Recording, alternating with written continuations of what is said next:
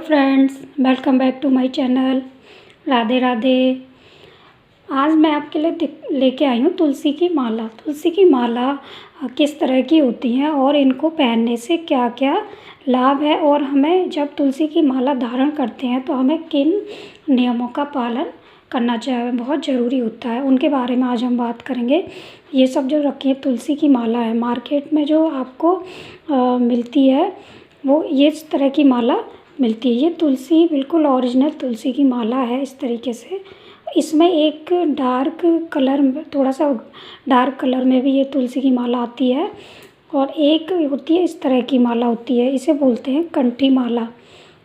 ज़्यादातर जो इस्कॉन वाले हैं, राधा कृष्णा वाले हैं, वो इन मालाओं को पहनते हैं। ये कंठी माला होती है जो बहुत बारीक इसका दाना होता है इस तरीके से।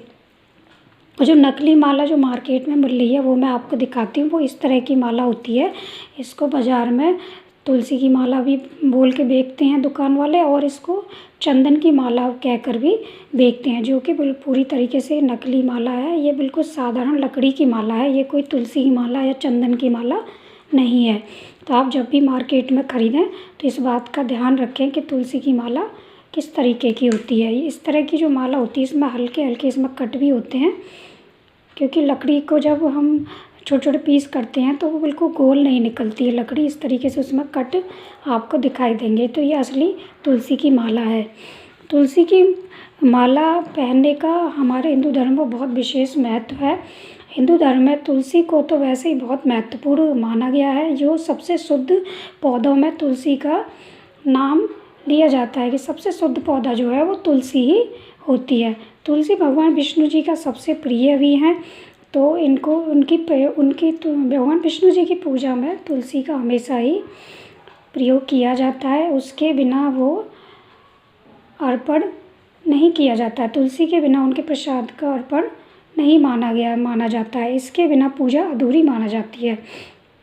तुलसी कई प्रकार के औषधीय गुण भी होते हैं इसमें।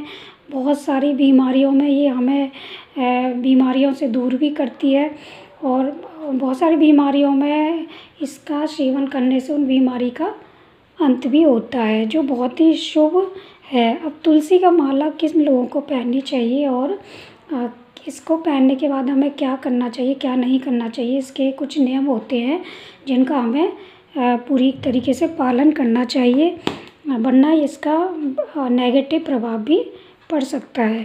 तो तुलसी की माला पहनने से पहले इसको हमें शुद्ध गंगा जल से पूरी तरीके से धो लेना चाहिए।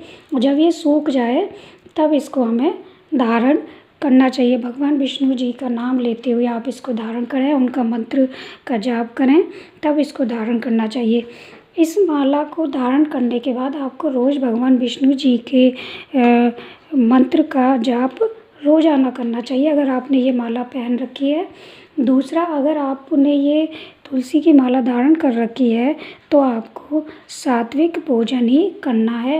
आपको लहसुन, प्याज और जो भी मांसाहारी जो भोजन होता है वो आपको बिल्कुल भी नहीं करना है।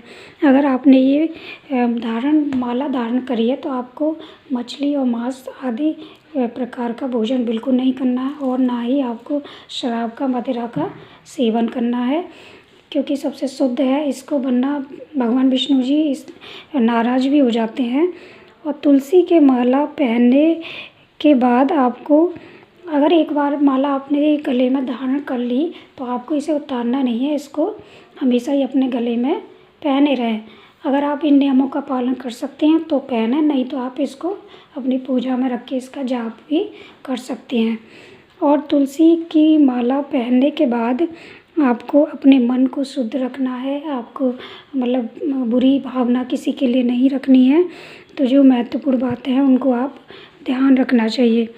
और इसके क्या क्या फ़ायदे हैं, तुलसी की माला जो है भगवान विष्णु जी की सबसे प्रिय मालाओं में से एक है, और इसको धारण करने के बाद आपको भगवान विष्णु और माँ लक्ष्मी जी की कृपा आपके ऊपर हमेशा बनी रहती है। और जिस का भी बुध और गुरु ग्रह कमज़ोर होता है तो इस माला को धारण करने से उनका बुध और गुरु ग्रह बहुत ज़्यादा मजबूत होता है उनका वास्तु दोष, और इस माला को पहनने से जिसके घर में वास्तु दोष है वो भी दूर होता है। तो इसलिए हमें तुलसी की माला धारण करने से पहले इन सब बातों का ध्यान रखना चाहिए। और एक और इसमें जो नियम है वो ये है कि कभी भी तुलसी की माला और रुद्राक्ष की माला को कभी भी साथ में ना पहने, क्योंकि रुद्राक्ष की माला एक अलग एनर्जी निकालती है और तुलसी की माला से एक अलग एनर्जी निकलती है। जिस तरीके से हवा और जल का अलग विशेष महत्व होता है, अलग अलग महत्व होता है, उसी तरीके से रुद्राक्ष की माला और तुलसी की माला का अपना अलग महत्व है। तो आप इनको कभी एक साथ धारण ना करें, वरना आप पे नेगेटिव प्रभाव पड़ सकता है। तो यही सब बातों का आपको ध्यान रखना है। जब भी आप तुलसी की माला पहनें तो इन बातों का विशेष ध्यान रखें। और आपको असली माला ही गले में धारण करनी है। नकली माला है इस तरह की जो होती हैं वो, उनसे कोई आपको फ़ायदा नहीं होगा, कोई उससे प्रभाव नहीं होगा।